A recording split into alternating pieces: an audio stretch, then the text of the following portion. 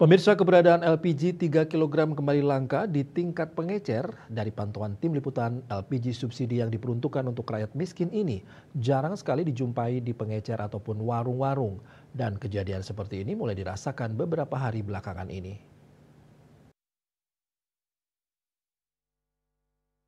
Menurut salah seorang penjual LPG 3 kilogram di Denpasar Jamal, kelangkaan LPG 3 kilogram sudah terjadi sejak 7 hari lalu. Ini disebabkan sedikitnya pasokan yang masuk ke kiosnya sehingga dalam sehari habis terjual dan kini stoknya kosong.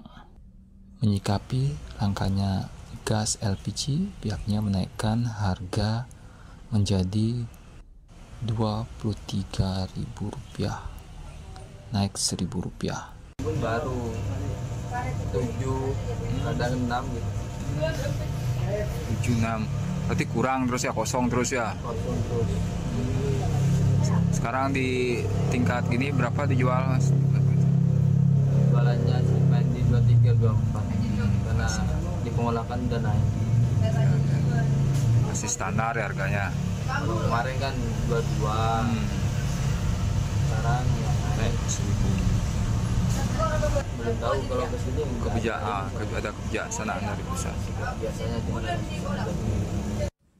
Terkait aturan penjualan gas LPG 3 kg di tingkat pengecer, dirinya tidak mengetahuinya dan berharap pasokan kembali normal sehingga tidak menyusahkan rakyat kecil dan UMKM.